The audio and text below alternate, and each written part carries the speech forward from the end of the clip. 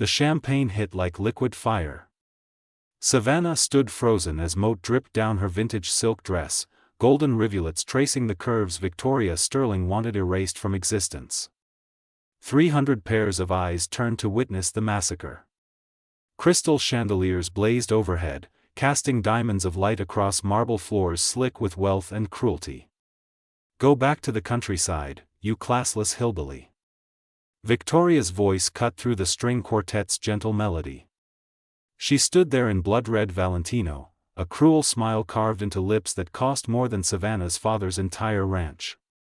Her hand still held the empty champagne flute, fingers wrapped around crystal like a weapon freshly discharged. Savannah's wheat-colored hair clung to her neck. Her green eyes, raw as uncut emeralds, burned with humiliation she refused to show. She'd survived birthing calves in February blizzards, mending fences until her hands bled, watching her mother abandon them without looking back. She could survive this. But then she saw him. Harrison Prescott III stood 10 feet away, paralyzed between his fiancée and the ranch girl who'd turned his world sideways in 48 hours. His stormy blue eyes held something that made Savannah's breath catch. Not pity. Something worse. Regret. The kind that said, "I would choose you if I could." "Harrison, darling." Victoria's manicured hand slid possessively around his arm. "Shall we continue greeting our guests? I'm sure this unfortunate accident won't ruin our evening." The crowd began to whisper. Savannah felt their judgment like needles against her skin, heard the barely concealed laughter of women in couture gowns who'd never touched dirt or understood what it meant to fight for something real. "Savannah." Riley appeared at her side, face pale with fury. "Let's get you cleaned up." But Savannah couldn't move. Couldn't look away from Harrison's face as he stood there, trapped in the cage of his own making. His jaw was tight, his shoulders rigid beneath the custom tuxedo. He opened his mouth once, twice, like a man drowning in air. Then he closed it. And that silence broke something inside Savannah that champagne never could. Actually, Savannah heard herself say, her voice carrying across the ballroom with unexpected strength, "I think I'll stay." Victoria's smile faltered. Harrison's eyes widened. Savannah lifted her chin, meeting the stares of Texas royalty with the same steady gaze she'd used to face down charging bulls and storms that could flatten buildings. Let them look. Let them judge. She'd walked into this world knowing she didn't belong, but she'd be damned if she'd run from it now. After all, she continued, brushing champagne from her dress with deliberate calm, the night's just getting started. Across the ballroom, something shifted in Harrison's expression. Something that looked almost like admiration. Or maybe hope. Victoria's grip on his arm tightened until her knuckles went white. And in that moment, Savannah Brooks realized she'd just declared war on the most powerful woman in Texas. The question was, could she survive what came next? The presidential hotel's terrace offered no escape, only a different cage. Savannah pressed her palms against cold marble, staring at Dallas lights that glittered like false promises. Behind her, the ballroom hummed with whispered scandals and barely concealed judgment. Her dress still smelled of expensive champagne and cheaper humiliation. "You shouldn't have stayed." His voice came from the shadows, rough with something that sounded like pain. Savannah didn't turn. "Is that your opinion or hers?" Harrison stepped into the moonlight, his tuxedo jacket gone, shirt sleeves rolled to reveal forearms corded with unexpected muscle. Not the soft hands of inherited wealth. These were hands that remembered work, even if they'd forgotten how to choose. "Mine," he said quietly. "Victoria's capable of worse than champagne. Much worse." "Then why are you marrying her?" The question hung between them like smoke. Harrison moved to the railing, close enough that Savannah could smell his cologne, something clean and expensive that made her think of things she'd never have. "You want the truth?" His laugh was bitter. "My father's company is hemorrhaging money. Bad investments, worse decisions. Victoria's family has the capital to save us, but only if the merger goes through. Marriage for money. Tale as old as time. Savannah finally looked at him. Really looked. Saw the exhaustion carved into his handsome face, the weight of expectations that bent even broad shoulders like his. And what about what you want? What I want doesn't matter. That's the saddest thing I've ever heard. Harrison's eyes found hers, and the hunger in them made her breath catch. Is it? You sacrificed your dreams to run your father's ranch. Don't pretend you don't understand duty. The observation cut too close. Savannah had given up art school, given up everything, to keep Silver Creek afloat after her mother left. But somehow, her sacrifice felt different. Honest. Not this beautiful lie Harrison wore like armor.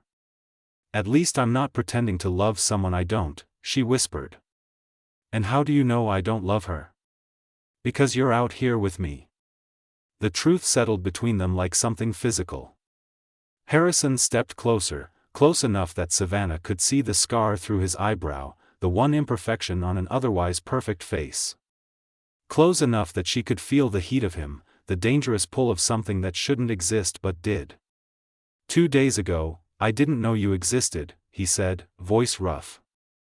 Now I can't stop thinking about a girl in a vintage dress who looks at art like it's a portal home. Who faces down Victoria Sterling without flinching. Who makes me remember what it felt like before everything became a transaction. Harrison.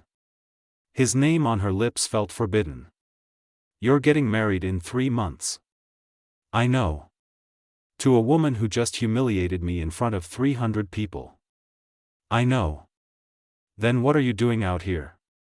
He reached up, fingers ghosting along her jaw, barely touching but burning just the same. Trying to memorize what real feels like before I spend the rest of my life with beautiful and fake. Savannah should have stepped back. Should have slapped him, cursed him, protected herself from a man who'd already chosen his cage. But she was tired of should. Tired of sacrifice. Tired of being invisible. So she kissed him. It was desperate and wrong and perfect. Harrison's hands tangled in her hair, pulling her closer like she was oxygen and he'd been drowning. She tasted champagne on his lips, felt the shudder that ran through his body when she pressed against him. This wasn't gentle. This was 2 people stealing something they had no right to want. When they finally broke apart, both breathing hard, Harrison pressed his forehead to hers.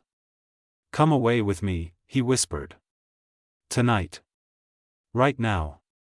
I'll call off the engagement. We'll figure out the rest later. For one wild moment, Savannah almost said yes. Then she heard the click of heels on marble. They jumped apart as Victoria emerged onto the terrace, flanked by Harrison's father, Richard Prescott, whose face was carved from granite and disapproval.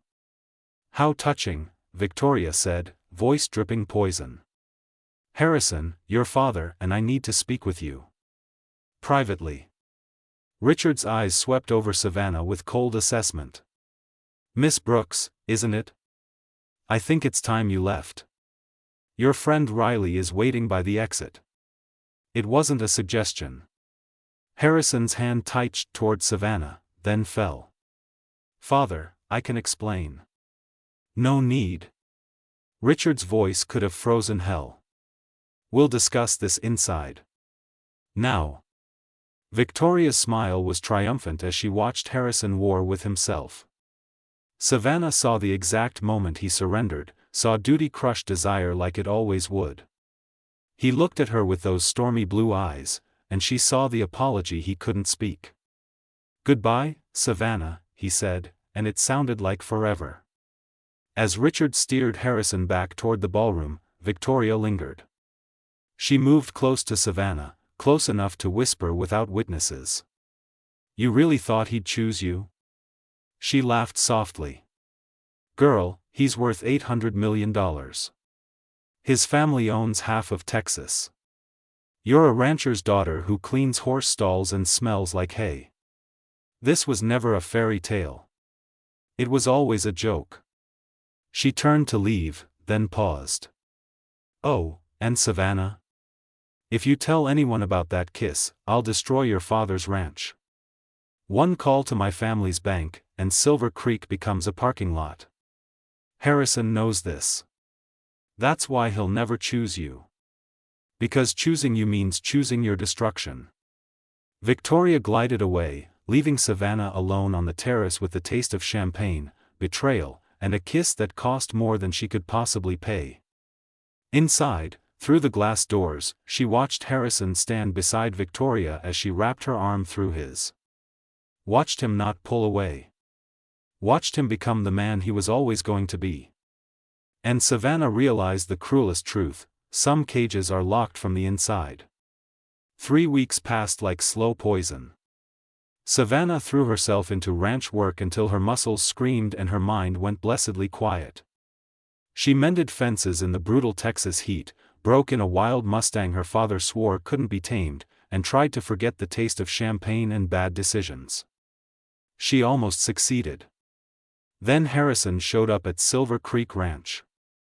He stood at the gate in dark jeans and a white shirt, looking nothing like the billionaire from the ballroom and everything like the man she'd glimpsed on that terrace. Dust clung to his boots. His hair was disheveled from wind. And his eyes held something raw and desperate. "You shouldn't be here," Savannah said from atop the fence, not climbing down. Not trusting herself to get closer. "I know." Harrison moved forward anyway. "Victoria told me what she threatened. About the ranch. Then you know why you need to leave. I called off the engagement." The words hit like lightning. Savannah's hands tightened on the fence rail. "What?" 2 days ago. Told my father, told Victoria, told everyone. Harrison's laugh was bitter. "My father hasn't spoken to me since. The company's collapsing. Victoria's family pulled their investment. Everything I was supposed to protect is burning, and I don't care. I only care that I let you walk away believing I'd choose money over you." Savannah's heart hammered against her ribs. "Harrison, you can't just throw away your entire life for someone you barely know." "Can't I?" He reached the fence, looking up at her with those impossible blue eyes. "For 3 weeks, I've tried to convince myself that kiss was a mistake. That you were just a beautiful distraction from a life I didn't want to face. But every morning I wake up next to a woman I don't love, planning a future that feels like a funeral, and all I can think about is the girl who looked at a prairie painting like it was home." "Stop." Savannah climbed down, needing the barrier gone even as every instinct screamed danger. "You don't understand what you're doing. Your family, your company, everything you've built." "Built?" Harrison laughed harshly. "I didn't build anything. I inherited a cage and called it a kingdom. But you, Savannah Brooks, you've built something real here. With your own hands. Your own sacrifice. And I want to know what that feels like." He reached for her, but Savannah stepped back. "Victoria will destroy us," she whispered. "She told me. Let her try. Harrison, she means it. My father's ranch, everything he's worked for. I won't let you sacrifice that for whatever this is between us." "Then what do we do?" His voice cracked. "Because I can't marry her. I'd rather lose everything than spend one more day pretending I don't feel this." Savannah's throat burned. She'd spent 3 weeks trying to convince herself that what happened at the ballroom was a fantasy, a single night of make-believe before returning to reality. But standing here, seeing Harrison willing to burn his entire world down, she realized something terrifying. She felt it too. "We have to be smart," she said finally. "Victoria's dangerous when she's cornered. If you really called off the engagement, she's going to retaliate. Hard." "I don't care." "Well, I do." Savannah's voice turned fierce. "My father depends on this ranch. I won't watch you destroy yourself and everything I love for some romantic notion that we barely know each other." Harrison's jaw tightened. Then tell me you don't feel this. Look me in the eye and tell me that kiss meant nothing, that these 3 weeks haven't been torture, that you can walk away and forget I exist. Tell me, and I'll go. I'll fix the engagement, save the company, and never bother you again. Savannah opened her mouth. The lie sat ready on her tongue. But she'd never been good at lying. I can't, she whispered. Harrison closed the distance between them in 2 strides, pulling her into his arms like she was the answer to every question he'd never known to ask. This kiss was different from the terrace. Slower. Deeper. A promise instead of a theft. When they broke apart, Savannah pressed her hand to his chest, feeling his racing heart. If we do this, she said, we do it right. No running away. No dramatic gestures. We face Victoria, we face your family, and we figure out how to protect what matters. Together. Harrison's smile was the first genuine one she'd seen on his face. Together. They didn't hear the car until it was too late. A black Mercedes pulled up to the ranch gate, and Victoria Sterling emerged in designer sunglasses and barely contained rage. Behind her, 2 men in suits carried briefcases. Lawyers. Savannah's stomach dropped. How sweet, Victoria called out, venom dripping from every word. The happy couple reunited. Harrison, darling, I thought we agreed to keep things civilized. We didn't agree to anything, Harrison said, arm tightening around Savannah. It's over, Victoria. Oh, is it? Victoria's smile was pure cruelty. She gestured to one of the lawyers, who handed her a document. Then you won't mind signing this. It's a formal dissolution of our engagement. Very clean. Very legal. Harrison frowned. What's the catch? No catch. Just consequences. Victoria's eyes slid to Savannah. You see, when you broke our engagement, you violated a contract. A contract that stipulated significant penalties if either party withdrew. The penalty, as it happens, is exactly the amount your family owes my family's investment firm. $800 million. Harrison went pale. That contract was between our families. And you represented your family when you signed it, darling. At your father's insistence, remember? Victoria's smile widened. So here's how this works. You sign this paper, formally ending our engagement, and my family will immediately begin legal proceedings to collect. Your company will be liquidated. Your family estate will be seized. Your father will lose everything his grandfather built. She paused, letting the devastation sink in. Or, she continued softly, you come back. We reschedule the wedding. And this unfortunate detour with the ranch girl becomes a funny story we never tell at dinner parties. Savannah felt Harrison's body go rigid. Felt the moment he realized Victoria had won after all. You planned this, he said, voice hollow. From the beginning. Of course I did. Did you really think I'd let you walk away? That I'd let some nobody from nowhere steal $800 million and the Prescott name? Victoria's laugh was sharp as broken glass. I own you, Harrison. I always have. She turned her gaze to Savannah. And you, little ranch girl? This is what happens when you reach above your station. You get to watch him choose his family over you. You get to spend the rest of your life knowing you weren't worth the price. Savannah's hand found Harrison's. Squeezed once. Do it, she whispered. Sign the paper. Savannah, no. Your family needs you. Your father, your legacy, everything you're responsible for. I won't let you lose that for me. But I love you. The words hung in the air, said for the first time, too late to matter. Tears burned Savannah's eyes, but she forced her voice steady. Then love me enough to let me go. Love me enough to do the right thing.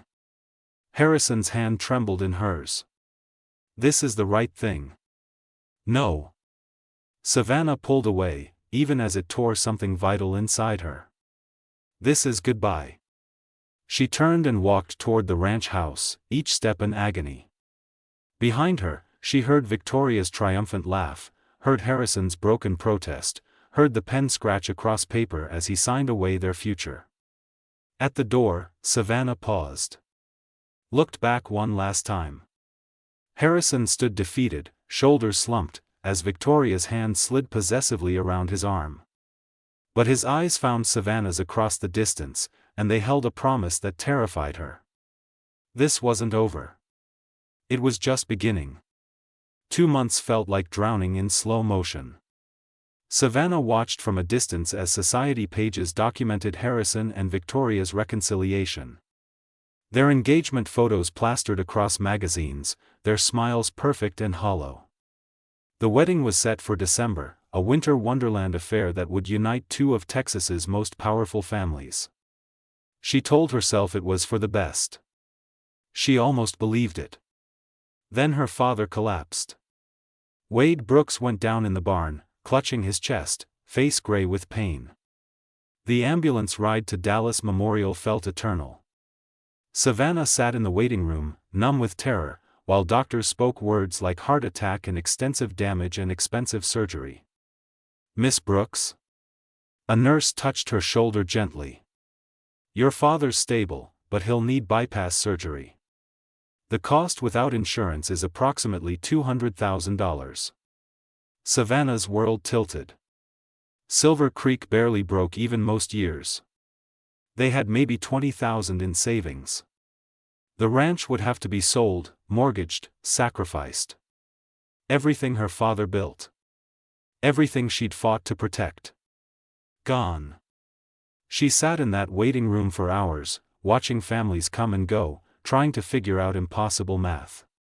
She could sell the cattle, the equipment, maybe the land in parcels. It wouldn't be enough, but it would be something. Savannah. She looked up, and Harrison stood there in casual clothes, face carved with concern. Her heart lurched painfully. "What are you doing here?" she whispered. "Riley called me. She thought you shouldn't be alone." He sat beside her, close enough that she could smell his cologne, feel the warmth she'd tried so hard to forget. "How's your father?" "He needs surgery we can't afford." The words came out flat, defeated. Harrison's jaw tightened. "Let me help." "No. Savannah, I have the money. 200,000 is nothing. It's everything to us." She finally looked at him, saw the desperate need to fix this written across his features. "And I won't let you buy me. Or my father's life. We'll figure it out." "How?" She didn't have an answer. "No catch. Just consequences." Victoria's eyes slid to Savannah. "You see, when you broke our engagement, you violated a contract. A contract that stipulated significant penalties if either party withdrew. The penalty, as it happens, is exactly the amount your family owes my family's investment firm. $800 million. Harrison went pale. "That contract was between our families. And you represented your family when you signed it, darling. At your father's insistence, remember?" Victoria's smile widened. "So here's how this works. You sign this paper, formally ending our engagement, and my family will immediately begin legal proceedings to collect. Your company will be liquidated. Your family estate will be seized. Your father will lose everything his grandfather built." She paused, letting the devastation sink in. "Or," she continued softly, "you come back. We reschedule the wedding. And this unfortunate detour with the ranch girl becomes a funny story we never tell at dinner parties." Savannah felt Harrison's body go rigid. Felt the moment he realized Victoria had won after all. "You planned this," he said, voice hollow. "From the beginning." "Of course I did. Did you really think I'd let you walk away? That I'd let some nobody from nowhere steal $800 million and the Prescott name? Victoria's laugh was sharp as broken glass. I own you, Harrison. I always have. She turned her gaze to Savannah. And you, little ranch girl? This is what happens when you reach above your station. You get to watch him choose his family over you. You get to spend the rest of your life knowing you weren't worth the price. Savannah's hand found Harrison's. Squeezed once. Do it, she whispered. Sign the paper. Savannah, no. Your family needs you. Your father, your legacy, everything you're responsible for. I won't let you lose that for me. But I love you. The words hung in the air, said for the first time, too late to matter. Tears burned Savannah's eyes, but she forced her voice steady. Then love me enough to let me go. Love me enough to do the right thing. Harrison's hand trembled in hers. This is the right thing. No. Savannah pulled away, even as it tore something vital inside her. This is goodbye. She turned and walked toward the ranch house, each step an agony. Behind her, she heard Victoria's triumphant laugh, heard Harrison's broken protest, heard the pen scratch across paper as he signed away their future. At the door, Savannah paused. Looked back one last time. Harrison stood defeated, shoulders slumped, as Victoria's hand slid possessively around his arm. But his eyes found Savannah's across the distance, and they held a promise that terrified her. This wasn't over. It was just beginning. 2 months felt like drowning in slow motion. Savannah watched from a distance as society pages documented Harrison and Victoria's reconciliation. Their engagement photos plastered across magazines, their smiles perfect and hollow. The wedding was set for December, a winter wonderland affair that would unite two of Texas's most powerful families. She told herself it was for the best. She almost believed it. Then her father collapsed. Wade Brooks went down in the barn, clutching his chest, face gray with pain. The ambulance ride to Dallas Memorial felt eternal. Savannah sat in the waiting room, numb with terror, while doctors spoke words like heart attack and extensive damage and expensive surgery. Miss Brooks? A nurse touched her shoulder gently. Your father's stable, but he'll need bypass surgery. The cost without insurance is approximately $200,000. Savannah's world tilted. Silver Creek barely broke even most years. They had maybe $20,000 in savings. The ranch would have to be sold, mortgaged, sacrificed. Everything her father built. Everything she'd fought to protect. Gone. She sat in that waiting room for hours, watching families come and go, trying to figure out impossible math. She could sell the cattle, the equipment, maybe the land in parcels. It wouldn't be enough, but it would be something. Savannah. She looked up, and Harrison stood there in casual clothes, face carved with concern. Her heart lurched painfully. What are you doing here? She whispered. Riley called me. She thought you shouldn't be alone. He sat beside her, close enough that she could smell his cologne, feel the warmth she'd tried so hard to forget. How's your father? He needs surgery we can't afford. The words came out flat, defeated. Harrison's jaw tightened. Let me help. No. Savannah, I have the money. 200,000 is nothing. It's everything to us. She finally looked at him, saw the desperate need to fix this written across his features. And I won't let you buy me. Or my father's life. We'll figure it out. How? She didn't have an answer. Of course I did. The contract had a clause about your father's medical emergency. I've had someone watching Silver Creek for months. The moment your father collapsed, I knew Harrison would break. Men like him can't help themselves. They have to be heroes. Victoria's laugh was pure malice. So thank you, Savannah Brooks, for being exactly predictable enough to ruin him. She swept past, leaving Savannah standing in the sterile hospital corridor, understanding too late that she'd been a pawn in a game she never saw coming. Behind her, through the waiting room window, she could see Harrison on his phone, shoulders rigid, as his world collapsed around him. And she'd helped Victoria pull the trigger. Savannah didn't sleep that night. She sat in her father's hospital room, watching him breathe steadily after successful surgery, and made a decision that felt like stepping off a cliff. Victoria Sterling thought she'd won. She was about to learn what happened when you cornered a ranch girl with nothing left to lose. At dawn, Savannah drove back to Silver Creek, showered, changed into clean jeans and her mother's turquoise necklace, the only thing left behind when she ran. Then she drove straight to Prescott Tower. The receptionist tried to stop her. Security was called. But Savannah had learned something these past months: the people who really belonged in places like this never had to prove it.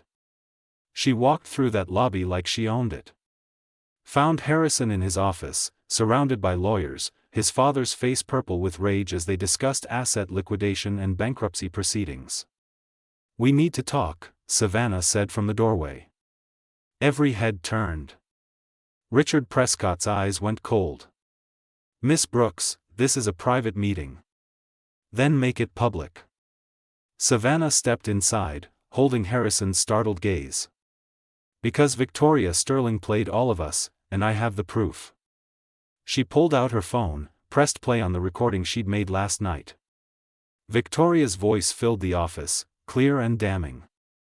"The contract had a clause about your father's medical emergency. I've had someone watching Silver Creek for months." As the recording played, she watched comprehension dawn across the faces around the table. Watched Harrison's expression shift from shock to something darker, sharper. When it ended, silence hung heavy. "She orchestrated everything," Savannah said quietly. "The timing of my father's heart attack wasn't coincidence. Victoria had someone tampering with his medication. I checked this morning. Found pills in his cabinet that weren't prescribed, blood thinners mixed with beta blockers. A combination designed to trigger cardiac events." "That's attempted murder," one of the lawyers breathed. "That's Victoria Sterling trying to force Harrison's hand." Savannah's voice was steady, though her hands shook. She needed him to violate the contract publicly, dramatically, so she could play victim while destroying him. "Well, congratulations, Victoria. You just committed multiple felonies on tape." Richard Prescott grabbed the phone, listened again. When he looked up, something like respect flickered in his cold eyes. "Where is Miss Sterling now?" "Probably planning her victim press conference." Savannah looked at Harrison, saw him staring at her like she'd just rewritten reality. "But she doesn't know I recorded her. Doesn't know I spent all night documenting everything, getting my father's medical records, compiling evidence of harassment and stalking." She pulled out a folder, placed it on the conference table. "Victoria Sterling is going down. The question is whether we do this publicly, destroying both families in the process, or whether we handle it quietly. Give her a choice. Drop all claims against the Prescotts, leave Texas, or face criminal charges and civil suits that will bankrupt her family's empire." Richard studied her for a long moment. "And what do you get out of this, Miss Brooks?" "Nothing." Savannah's smile was bitter. "Except knowing my father's safe and the woman who tried to kill him faces consequences." "And my son?" Savannah finally let herself look at Harrison fully. Saw the man who'd been willing to lose everything for her, who'd made mistakes trying to protect her, who'd loved her clumsily but fiercely. "Your son makes his own choices. He always should have." The lawyers moved fast once they had ammunition. By noon, Victoria Sterling sat across from them in a private conference room, her lawyer pale as he reviewed the evidence. "This is blackmail," Victoria hissed, though her hands trembled. "This is justice," Richard Prescott said coldly. "You attempted murder, fraud, conspiracy. My lawyers estimate 15 to 20 years in prison. Or you sign these papers, releasing all claims, and disappear. Your choice." Victoria's eyes found Savannah, burning with hatred. You think you've won? I think I'm tired of playing your game. Savannah met her gaze evenly. Sign the papers, Victoria. Walk away while you still can. For a moment, she thought Victoria might fight. Might burn it all down out of spite. Then she grabbed the pen and signed. When she stood to leave, she paused beside Savannah. He'll never be happy with you, she whispered. You're too different. This world will eat you alive. Maybe, Savannah said softly. But at least I'll be alive to feel it.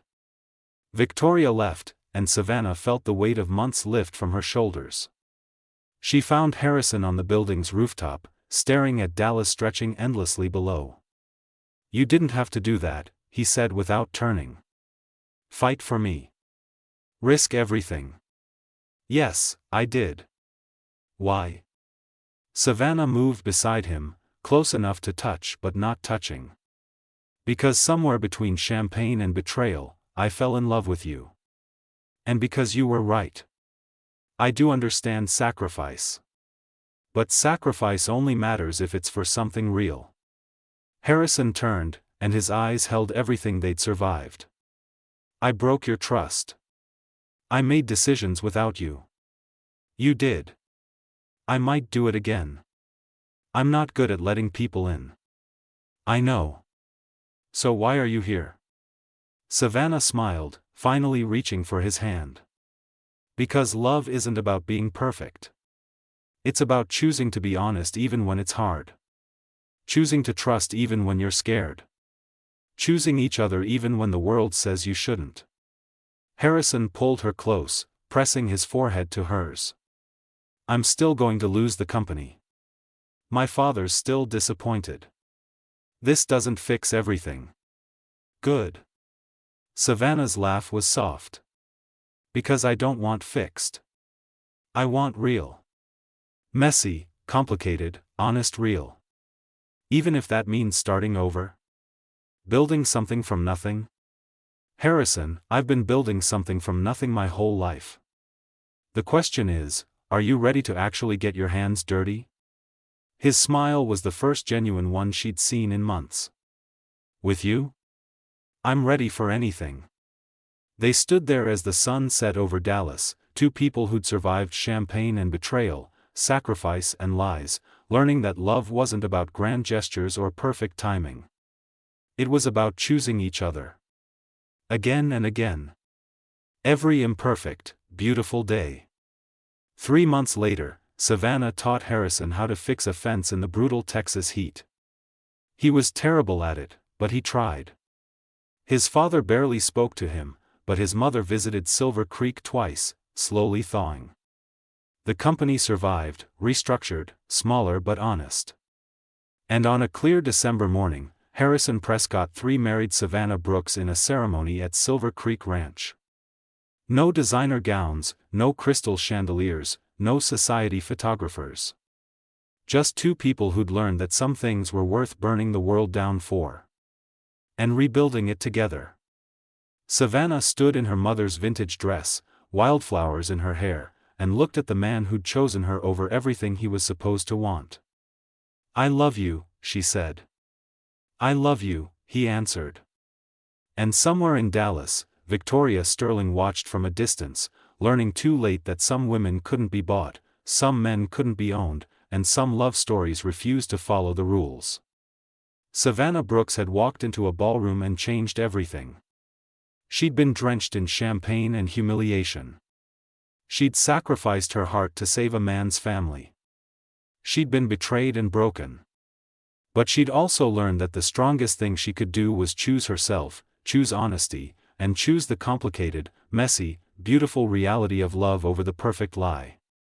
As Harrison kissed her under the Texas sky, with her father watching, tears in his eyes, and a future stretching endlessly ahead, Savannah realized something profound. Some cages were meant to be broken. Some rules were meant to be shattered. And some love stories were worth every sacrifice, every tear, every moment of doubt. Because in the end, real always won. The end.